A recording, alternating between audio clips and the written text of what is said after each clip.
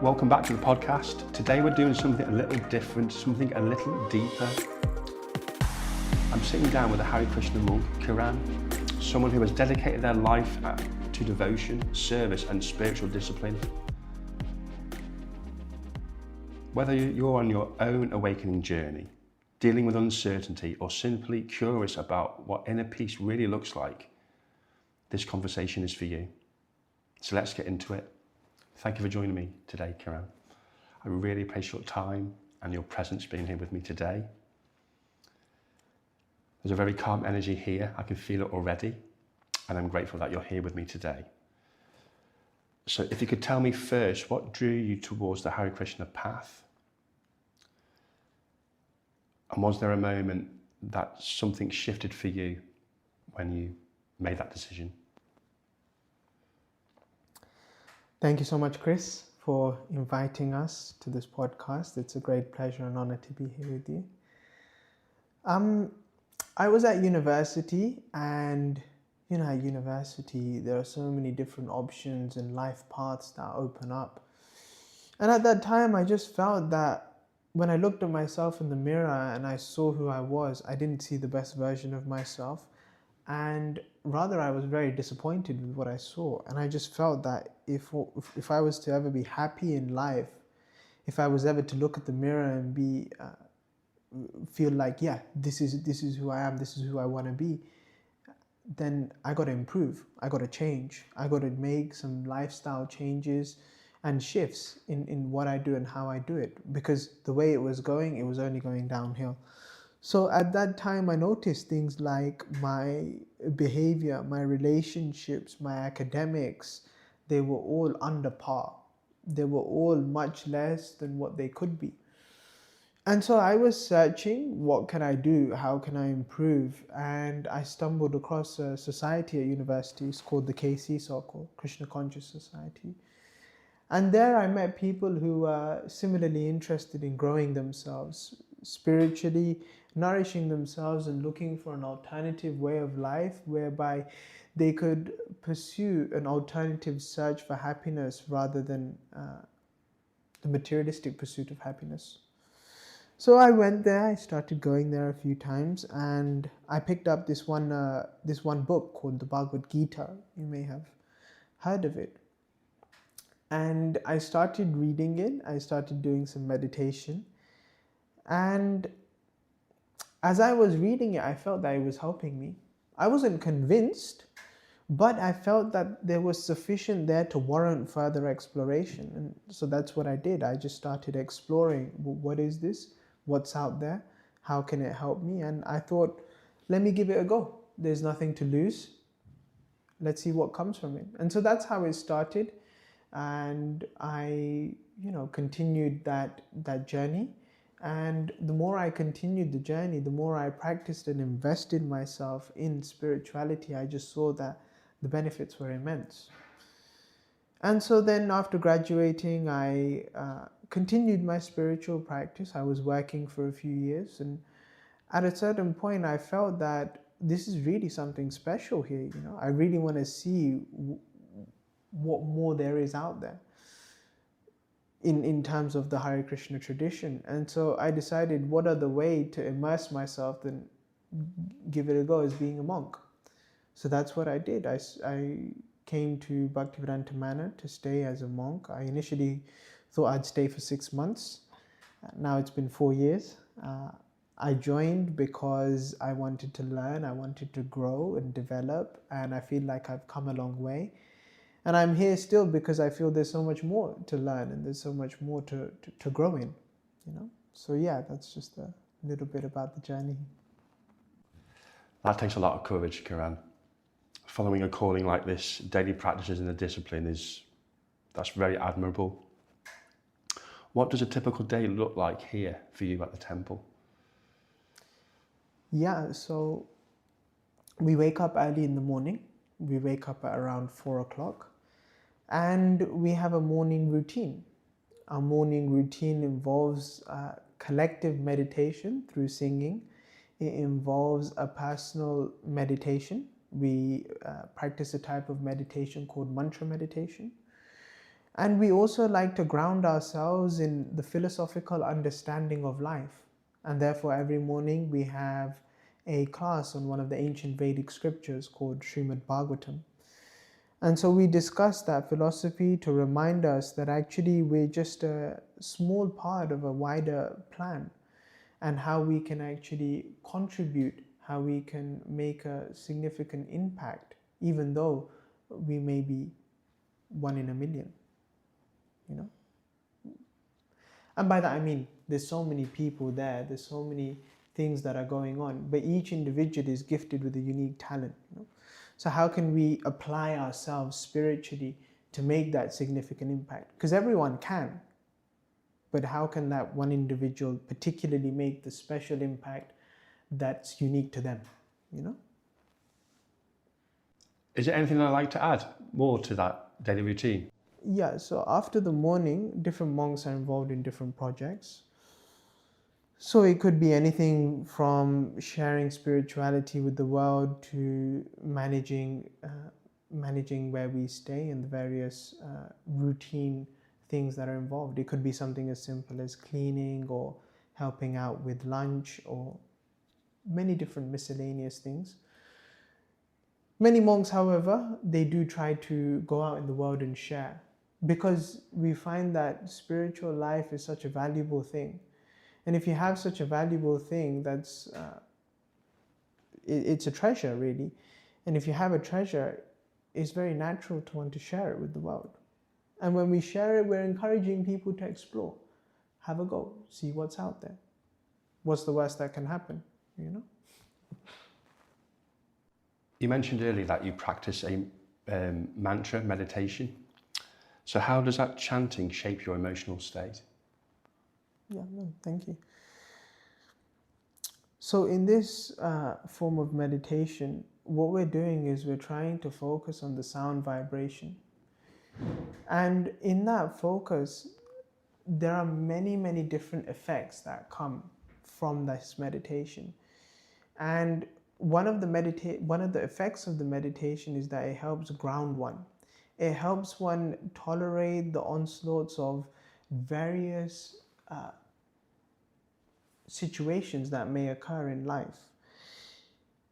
In life, sometimes we go through phases of positive change, and sometimes we go through phases of negative change.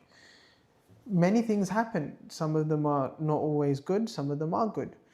But what the meditation does is it helps us to withstand the impact of this, right? Like, there may be problems and challenges, and one can think of solutions by which they can tackle these problems and challenges. But in life, sometimes what happens is we receive more than just problems and challenges. We come across crises and calamities whereby there is no solution. And in such times, one requires the spiritual strength and courage to be able to move forward and continue. And therefore, the spiritual practice helps us develop that level of resilience to be able to not just withstand difficulties, but actually take them in a way by which we can then move forward, we can grow in the right direction without it becoming a spiral of decline. And so, in that way, our emotions are bound to fluctuate. But what mantra meditation does is it helps us maintain the level of resilience required to be able to let our path, our journey, our intelligence be stronger than just our emotions, so that our path can be guided by a philosophical drive. Does that make sense? It does, it does. So this is the same practice when life is feeling overwhelming for you. This is what you go back to. Yeah. It's this mantra meditation. Yeah. There's something beautiful in that structure. It feels like discipline creates freedom, not less. For people who might not understand it yet, Kiran, how would you explain the purpose behind chanting Hare Krishna? Yeah, no, thank you. The idea is a spiritual awakening. this Hare Krishna mantra is described that it's actually a transcendental sound. It's not a material sound. It comes from the spiritual world. And so when we chant this, we are trying to revive our deepest spiritual identity. Our identity is not our body, because our body changes. We're not defined by how we look, where we come from, what our name is, what we do. That doesn't define who we are, because we're much more than that. And so the ancient Vedic literatures, they describe our deepest identity to be spiritual. And what the mantra meditation does is it awakens that spiritual identity. It awakens the identity so that we can see behind all the layers and designations that society put on us, and it helps us then apply and act in such a way. And so yeah, as monks, we try to maintain a consistent daily practice of mantra meditation. And yeah, like you said, there is some beauty in that discipline, because that consistency helps us to maintain that practice, and that maintenance of practice is what actually builds our spiritual resilience. You know, like when you have a drop of water that hits on a rock, it doesn't do anything. But if you have a drop of water that is continuously hitting that rock, over a period of time, you'll see some erosion. The same with like the gym. If you go to the gym once, you're not going to see much change. But if you go to the gym every day, after a month, after a year, you'll see a lot of difference. Have you had a profound moment during your chanting yourself, Kiran?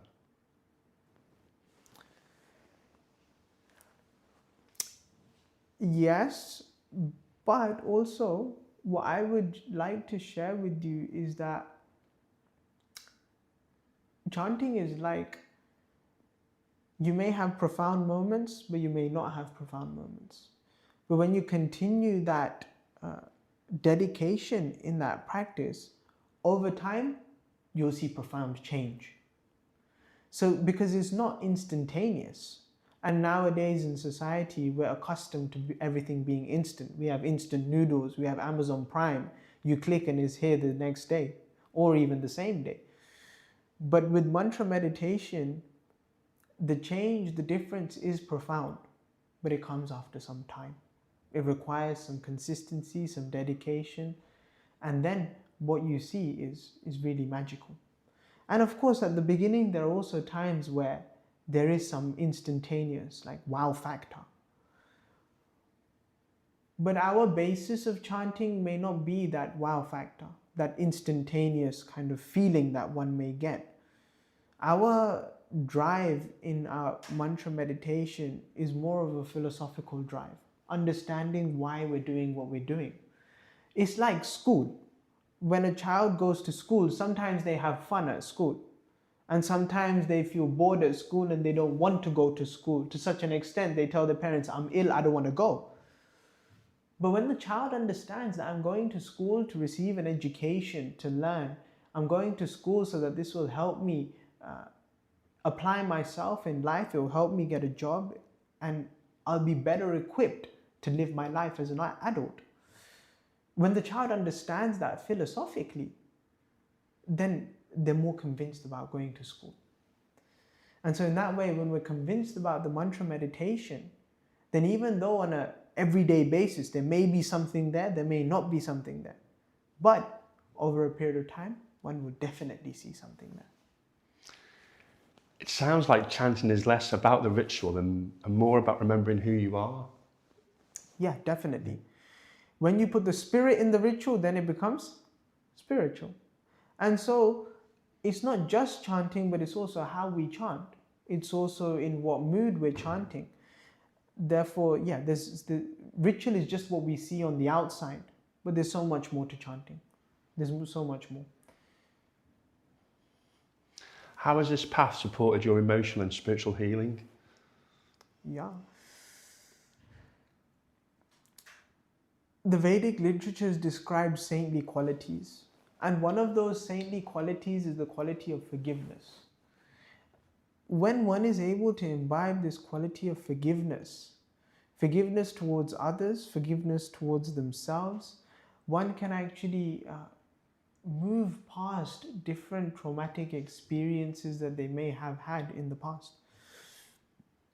And so this meditation helps us develop these qualities. It helps us develop saintly qualities like forgiveness, like tolerance, like humility. And not in a way to reduce one's self-esteem, which is, as it's sometimes misunderstood, but in a way that it gives confidence in who we are and how we can move forward. And so I feel that mantra meditation, spiritual practice, it helps develop this quality of forgiveness. When we can forgive people, then we can much better move past different things that have been bugging us, like we may feel people have done us wrong in the past, or some people may have hurt us in a certain way. But when we forgive them, we can move on. Like if you have a glass of water and you hold the glass of water in front of you and you wait 5 minutes, your shoulder's going to start hurting. As soon as you put the glass of water down, boom, it's gone. So when we hold on to the things of the past, emotionally or even physically, it can take quite a strain. We just need to learn how to let go. And forgiveness is one of those ways. Is that an emotion that you find challenging to let go of before you came to the Hare Krishna temple and started to devote yourself to the movement? Yeah, it's difficult because the things that happen in life, they have a strong impression on us because they mean a lot to us. And sometimes we feel overwhelmed. And when we feel overwhelmed, we don't know which way to go. Sometimes it can be confusing. There are many different dynamics to play which affect our emotions. But what spiritual life does, it helps us take a step back, helps us review what's going on in our life and unpack those emotions so that we can process them and deal with them accordingly. Different emotions need to be looked at differently. Therefore, what I like to do is journal. I try to journal every day. When we journal, we can analyze what's been going on. Is there any change I need to make? How can I make that change? What's the way forward? How does the Krishna consciousness view things like shame and fear? Could you let us know? Yeah, no, thank you. It's a good question. To some extent, everyone is fearful. Everyone is fearful because we don't know what's going to happen in the future. And what Krishna consciousness teaches us is that even though we don't know what's going to happen in the future, well, then who's in control of that? Sometimes we feel that we're the ones in control, and by my endeavors and effort, I can manipulate what's going to happen, what's going to come, and I can shape my future. Even though we endeavor, sometimes it doesn't always manifest the way we want it to. And therefore, one of the first things that the Bhagavad Gita teaches us is that we're not the controller. We're not the persons in control. And therefore, Krishna consciousness helps us to take a step back and look at things in a different way. If I'm not the controller, then who is the controller? And so, when we understand that our sphere of influence is limited, the sphere of what we can control is limited, then it significantly reduces fear. Because if you can't do something about it, there's nothing to worry about. And if you can do something about it, there's still nothing to worry about. But fear is very inbuilt within us. And perhaps you could say the crescendo of fear would be death, something that we all have to face. I don't mean to get morbid here, but it's a fact of life. Everyone has to go through it. But when we understand that the soul is eternal, soul, our deepest sense of identity, continues when the body is no longer fit for function. When we understand that deeply, then there's no reason to fear. Because the end of life is just the end of the chapter, it's not the end of the book. And so in that way, one's self-esteem is completely rewired as one progresses in spiritual life, because they no longer feel that I am what I look like. I'm not defined by what I look like. And therefore, one's basis of confidence is also completely different. And therefore, the things that may be giving one fear from in the past, those very things may not be so fearful now. Like, for example, some people may fear judgment from others, right? Or some people may fear, will I be accepted in society? But for the spiritualist, when they're confident about their spiritual identity, when they're embedded in a spiritual community, and when they're applying themselves to a spiritual practice, they feel part of something much wider, and that sense of fear of judgment dramatically reduces. Does that make sense? Yes, it does. Makes a lot of sense.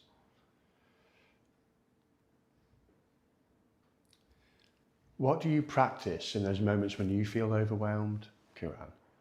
Would you share that with me, with us? Yeah, no, thank you for asking. It's a interesting question. I like to take a step back. I like to read. I think reading some of the spiritual literature really puts things in perspective, you know. Sometimes we think that our problems and challenges are as massive as the world.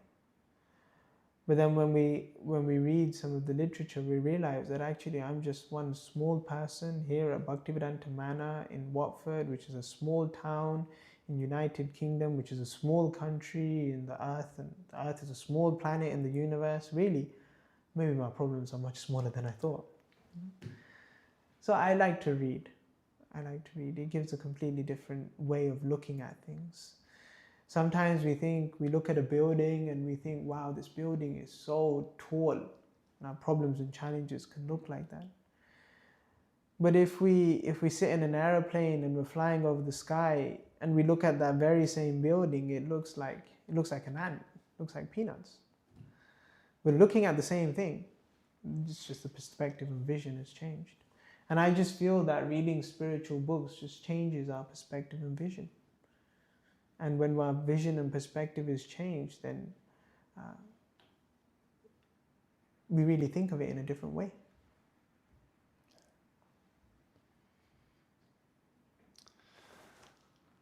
Thank you for sharing that with me, Kiran.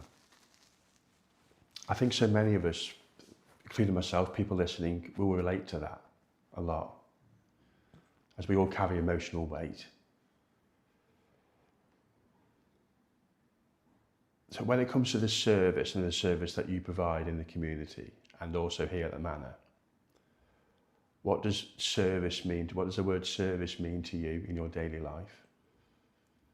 Yeah. Service is an act of compassion. We're trying to do something for others. Because see, when we just take, there's only limited happiness that comes. When we give, there's a sense of inner warmth that comes from that feeling of making a valuable contribution. Spiritually, it works differently to how it works materially. Like, materially, if you had 10 pounds and you gave me 5 pounds, how many pounds would you be left with? 5. 5, right? That's how it works materially. Spiritually, if you have 10 pounds and you give me 5, you end up with 20. That's how it works. Because the very act of service, doing something for others, it helps cultivate a compassionate mindset and a sense of doing something good for others. And in that way, we're trying to move forward together as a community. We're trying to move together forward as not just me, but let's all go forward, right? So in that way, we try to serve, develop compassion, and it's a practical way of dedicating ourselves. So how has living in the community shaped you, Kiran? Yeah. Living in a community is a beautiful thing because there's so many different things to learn. Sometimes we get accustomed to living in a certain bubble with a certain type of people. But in a spiritual community like this, there are so many different people from different backgrounds and walks of life. So for me, it's really opened up my view and mindset because people are different. Different things resonate with different people, and different people find their groove differently. And so I think it's just helped me become even more open-minded. When we live in a community with such vast contrasts of personalities, naturally there are differences of opinion. And so one of the things that I've learned is how to work together as a team. You know, if you have a team of 3 and each individual wants to go in a different direction, what do? But we're a team, we can't just separate like that. And so being in such a community really helped me to learn how to work as a team. Because spiritual life is not a solo game. It's not something just, forget you guys, I'm just going to go ahead. It doesn't work like that, because if you do that, then, okay, the ritual might be there, but is the spirit there? Right? So yeah, there's just 1 or 2 things that come to mind. I guess much more could be said. What are the lessons that, would you say, if you don't mind sharing them with me, are the lessons that you've learned through and from your brothers and sisters since being in the community? Do any of them like stand out that come to mind?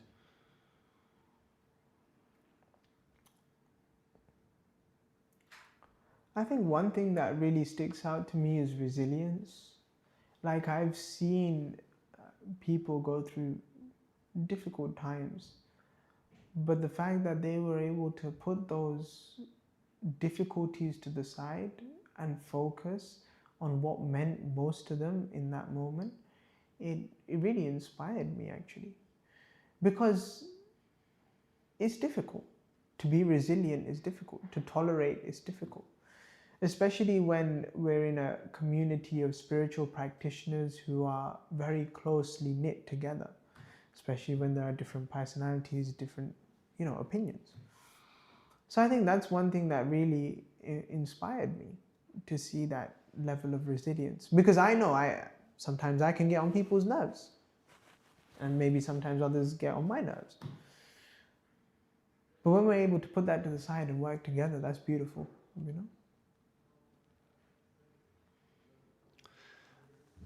Through your service, how would you say service helps you connect to your spiritual centre?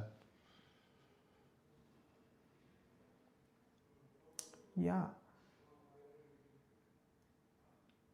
Our service is spiritual. The reason it's spiritual is because it's connected spiritually. Like here at Bhaktivedanta Manor, here at the temple, all our service is dedicated to serving God. We call God Krishna. God has many names. One of them is Krishna. And so in service, there are many ways that one can apply themselves in service which is connected to Krishna. So it could be something like cleaning. But then, okay, how is cleaning connected to Krishna? Well, we're cleaning Krishna's area. Because everything that is here, the source of creation, we consider to be God. And if the source of creation is God, then all property belongs to God. And so when we're taking care of God's property, that's a service. In sharing Krishna consciousness with the world, it could be something like, giving a book to someone and telling them, why don't you give it a go? That's a service, because we're sharing God's words. And if it's to do with management or organization, it's to do with organizing Krishna's services. So everything, ultimately, we try to connect back to Krishna. And when that service is connected to Krishna, it becomes a devotional service. And that devotional service is what reawakens that spiritual identity, that longing and calling that we have. That's really powerful. It's like you're showing service isn't just about meditation or or the mantra. It's about showing up for others. Thank you for sharing that with me, Kiran. What has been, if you don't mind sharing with me, some of your most challenging parts of walking the spiritual path? Have you ever doubted or questioned your direction since being here at the temple?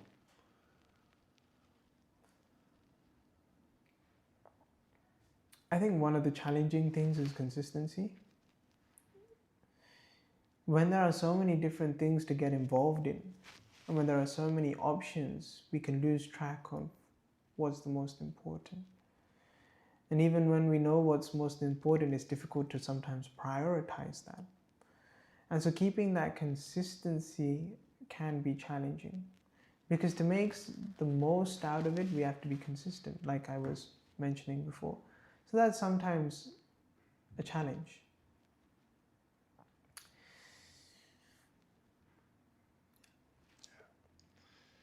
When you have dry spells of spirituality, if it happens, how do you manage that? Yeah, no, good question. Like in my path, I have had doubts. I have had times where I'm questioning. And I think it's really natural to question, because I think if we live in a bubble where we feel like we know it all, or this is the only way and nothing else is valid, I think it's just closing doors and opportunities of learning and growth. And so, yeah, definitely I feel that I have had doubts and I may continue to have doubts. But I think having doubts is normal and it's fine. I think what's more important is how we deal with those doubts. And if someone is convinced, then that's amazing. But at the same time, that conviction should be rightly placed. And sometimes, yeah, there are dry spells. But therefore, we try to find what in spiritual life really rekindles that fire within. Like for some people, it may be meditation. For some people, it may be service. For some people, it may be going out there and sharing spirituality with the world. So for different people, different things inspire them. And so whenever there is a dry spell, then we try to focus more on those inspiring activities. Because spiritual life definitely involves emotion, but emotion is not the only fuel or drive for spiritual life. Therefore, we have a philosophical basis. Why am I here? Why am I suffering? What is the goal of life? When these things are grounded, when these questions we ask ourselves in a deep way every day, then we remain steady and focused in our journey, even though, yeah, there may be dry spells. Like the example of a kid going to school, right? Like he may find one day of school really boring, but he knows, if I finish my education, I'll get a degree, I'll get a job, I'll be set. I really appreciate your honesty. I think people may forget that monks are humans too. For someone listening, Kiran, who's searching for peace or purpose, where would you tell them to start? Yeah, explore. I think the first thing is to try searching. The first step of the solution is the diagnosis. So if you're looking for peace, then search. For me, I found my answers in the Bhagavad Gita. So naturally, I will recommend that. I think it's a great book of wisdom. And for me, it answered almost every question of life. It's such profound wisdom. And if one really applies themselves to the wisdom of the Bhagavad Gita, no doubt they'll see some transformation, definitely. Is there a simple practice that a member of, like a listener, could try at home? Yeah, one thing that you could try is a gratitude journal.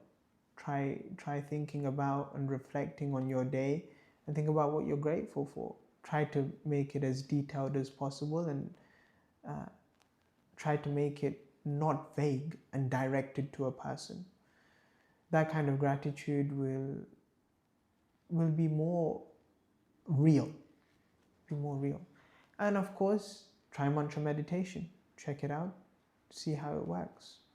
We tell people to give a go at that experiment. Try chanting Hare Krishna and see, it's a spiritual sound vibration. If you like, you can also try chanting Coca-Cola and see how it compares. Does it work?